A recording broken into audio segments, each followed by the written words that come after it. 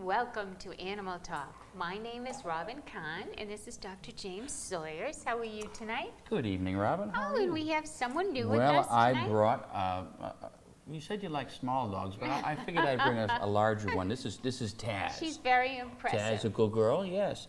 Taz is here's our demo dog. We're going to talk about allergies and ear cleanings and things like that. Because I know Taz has a lot of allergies. She's got a few things going on It's there. interesting. A lot of people don't realize that animals have allergies. How do you know your pet has an allergy? Well, they itch. Oh, Whereas okay. people get stuffy heads and runny eyes and whatnot, the average dog or cat, they start to itch and they get these big red spots and they just get very, like, look here, when I did this to Taz when I first inherited her a couple of months ago, she used to just go nuts and start scratching like crazy. What I've been doing with her is putting her on a special diet, a hyposensitive diet. There's several around. She's on the lamb and rice diet right now. They have a fish and potato. They have salmon and egg. They have things that dogs are not usually exposed to in the course of normal diet. They eat their pork and their beef and their leftovers and stuff like that. And so they don't normally get exposed to salmon, and they don't get normally fed lamb and rice, things like that. Is that why those diets are so good for them? Well, it's not that they're so good for them, but they are hypoallergenic or decreased sensitivity because the dogs have never had it. They haven't had a chance to develop an allergy. Many times when you get exposed to compounds over and over and over again, then you're going to go ahead and get an allergic reaction. Personally, like myself, I was allergic or am allergic to penicillin. When I was younger, I got a few shots here, a little dose there, and then all of a sudden they gave me a high level at the hospital and I can't touch the stuff. To this day, I blow up like a balloon, so on and so forth. Same thing with animals. Many of our feline and canine friends have dietary allergies. They're allergic to the food they eat, or some of them, or some parts of them. And it's very, very hard to figure out what they're really sensitive to. They have skin testing and blood testing. A lot of times it's just easier to put them on a diet, and it has to be a diet that you don't do anything other than feed this diet for 2 months. And nothing. That means no treats. That means no treats. It means no leftovers, no pizza crust, no whatever. Beer nuts. You get nothing but your food. And then if the dog improves, then you know it's got a dietary allergy. It's a trial and error kind of thing. Do you have to mix that special diet food with the regular dog food until they're on it? You know how you always say to me, don't just go on to a food. It would probably be a good idea to mix, whenever you change any diet, to go ahead and mix old food and new food together for a little while, just to get them, their gut system sense to it, whether they're allergic or not. You don't need to have a case of diarrhea in the house. No. Then there's one other thing that I've been playing with. This is a new product we've been using. It's a skin formula. It's called 3V Caps.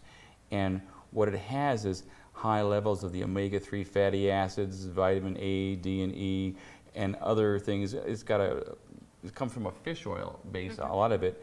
And these EPAs and DHAs, it's called isopentanoic acid, if you want to go home and impress your neighbors. Isopentanoic acid. Go home and impress your neighbors. Word. That's a good word. Almost as good as docosahexaenoic acid. But at any rate, these 10-cent words are compounds that help to cut down itching. And so when Taz came to me, she had been on the lemon rice food for a while, and she was doing better. She used to come in for shots of cortisone on a regular basis up to a year ago, and her skin was all red and blotchy, and she was itching all the time. When I first started to take care of her a little more, you just go like that, and she would start to itch madly. That was kind of my test on her.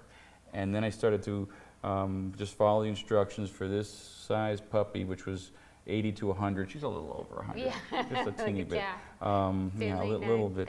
It's those fat butt muscles. Healthy. You put 4 pumps of this in her food, and this plus the diet has really made her coat a lot shinier and cut down the itching a whole lot. How long does it take to notice a difference, or does that depend on the dog? It depends on the dog, but in general, when you're going to do dietary supplements, it takes about 2 months to really see. And I started her in January sometime, and it's been, it's almost April, and so she's had about 2 to 3 months, and it's really starting to make a good improvement. She's much more comfortable. Now, these things don't make the dogs gain weight. You know how when people are on special medication, they complain and they say, minimum amount of calories in I gained this. weight because I was on this medication or that. But we all know the truth of the matter is, if you cut back, you lose weight anyway. This product has crude fat of less than 90%. Fiber, moisture. This is not a fattening product, so your dog will not get fat on this stuff. But what I like about it, it's a natural and nutritional way to help cut down itching and decrease the allergy sensitivity, and hopefully cut down the use of either the corticosteroids, which are probably the most effective but highest risk, or some of the antihistamines, which help stop itching as well, but make a dog a little drowsy sometimes. Yes, because I know that how uncomfortable it is, and we all do if you just get a simple mosquito bite. So imagine when your whole body is itchy and inflamed, and a dog this big can really damage themselves if they start biting themselves. As well as the floor, she starts digging right. on, bang, bang, bang. That foot hits the floorboard, she'll probably knock a floorboard loose. There's no reason to live in discomfort at all. Especially we have these new safer things to try. That doesn't work for everybody, but it's worth a try. And the biggest problem I have is getting people to use it for a good 2 to 3 months before you say whether it works or not. But in my experience, if you have them on a good diet, and you go ahead and maybe try one of the hyposensitization diets and use this stuff, I've seen a very good improvement in at least 60% of the dogs.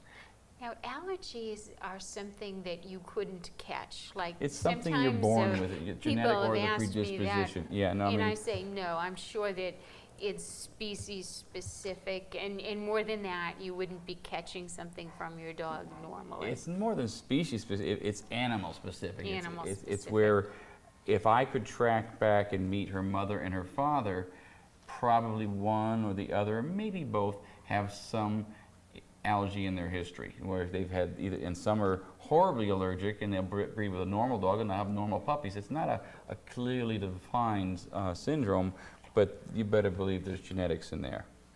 Okay.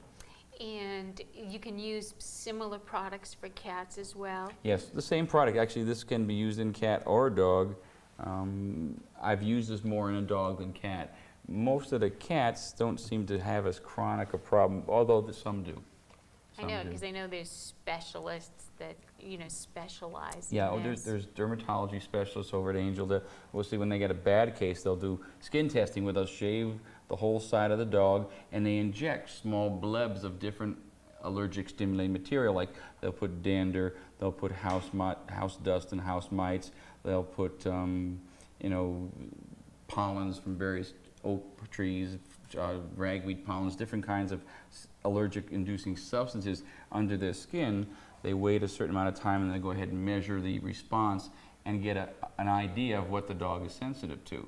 They had some blood testing available that initially it sounded wonderful. You just draw blood, send it to the lab, you know what your dog's sensitive to. And I tried it for a couple of years when it had come out, but it was not what they call reproducible. In other words, I could draw blood from Taz on Monday, send it out to the lab, draw blood from Taz on Friday, send that out to the lab, and get different results from the same dog. Oh. So I found it to be a value for food allergies. It seemed to be pretty good at diagnosing that, but some of the other allergens, it was kind of far gone. You know what I was wondering? Now, would these products help a dog like Rennie, my sister's dog? Well, he's actually community property. If he has a flea allergy, he doesn't have allergies like her, but flea allergies. This puppy's allergic to fleas too. Oh, okay. And he tears himself to shreds and gets all bloody. See, that's where those things would help. But when you have an animal, and many of the people's animals are allergic to fleas, when you have an animal that's allergic to fleas, you have to practice preventative flea medicine. There's many products on the market now that do a great job. When I got out of vet school, it was shampoos and dips and sprays, and those are still around, but that was the 80s and the 70s. We're into a whole new level of technology. Taz, lay down, down, down. I guess the one that I use on Taz as a basis of protection is the product Sentinel. The Sentinel product will not only prevent heartworm, which is the real killer for dogs, also prevents 3 of the major intestinal worms, roundworms, hookworms, and whipworms. And as well, what I like, it sterilizes fleas. It won't kill fleas, but it will prevent them from getting started in the house. And you know, one flea can lay 50 eggs to 100 eggs a day. They're pretty busy. So she gets one of these a month with food, and this will control the flea population. Now, the weak spot in allergic dogs, where this is not enough, it will control fleas well, but in an allergic dog, all you need is one flea, and bam, they're itchy. One flea bite, and they can set them right off, going crazy. So a lot of us know that. with the Sawyers, what I use, you know, and I don't use this all the time. These I'll use year-round. The Sentinel. The Sentinel, you know, year-round. Not that there's heartworms out in the middle of winter, but you know, intestinal parasites are a year-round problem. They can step in a dog's poop, even though it's a little frozen, or eat a frozen delight, and will contract intestinal worms by oral ingestion of the eggs, and that is a year-round problem. Fleas and heartworm are not year-round problem, but what I'll back up this Sentinel product year-round use with is an occasion or as needed or at the peak time with advantage. We have another one, Frontline, that does fleas and ticks. This will kill fleas only. And this is the thing that you put on their neck. Right. This is a spot-on product where you take out one of the small little tubes, open it up, and ruffle the fur. You want to get at a spot where the dog can't lick it and just dump it right on there. Actually, on a dog this size, you'd probably want to put a little here and a little there. Takes about 24 hours for the liquid to go around the whole body, and that will repel and kill. So that's probably better for an allergic dog because it keeps the fleas away, whereas with the Sentinel product, they have to be bitten for the product to sterilize. Now, nothing is perfect. I mean, they're saying, oh, this is wonderful stuff, but I mean, it doesn't kill them like that. I mean, you have to give it an hour or two before it will actually kill it. And that's plenty of time for a flea to jump on, suck a little blood, and it's the saliva when the fleas bite the dog that actually cause that allergic stimulus in most cases. And that doesn't take long. So for the dogs with bad allergies, I'll do both now. Well, like probably the population height is in the end of the summer, August and September, and sometimes it depends on the weather, sometimes into October. Would you put this on before to help prevent it? You know, just before it was the worst part of the season, even if they're not having a problem, let's say. Ideally, and it's kind of like sometimes you got to walk through that wild side and say, well, when's it going to start? Every year's a little different, but yeah, right. I'm probably going to start her off in July before the peak. And what I like to do is she'll get this, say, on the 1st of the month. I like to follow up with the flea killer 2 weeks later. It's called integrated parasite control, where I have one product always at a peak. I mean, it's the drug companies won't admit it, of course, but common sense. This product, Sentinel, on day 2 is really potent. It can't be as strong or as effective on day 30. All right, just come on, common sense. So that probably 2 weeks, it's really strong, but it's starting to wane off in its effectiveness. So what I like to do is use one on the 1st of the month, go for 2 weeks with that at peak effectiveness, and then as that one's starting to wane a little, go on with number 2. Okay, well, you know, that's what I was going to ask you too. People have asked me that. I learn a little bit when I go to the clinic and I volunteer a little time. And they always say, well, I forgot when I gave my dog something like this. Will it harm him if he gets 2 in the same month? No, the drugs are pretty non-toxic. It's kind of a waste of money, and I'd rather kind of overprotect than underprotect. Right. Or sometimes they'll get a dog like this that someone gave them, and they don't know really what the person has done. And that, see, in the case of I don't have any idea, we'd probably want to do a blood test to make sure the dog is negative. These drugs are preventative only. I can't see the camera. Come on, come on, Fuzzface, sit down. No, lie down, stay there. And so what I'd like to do then is just to make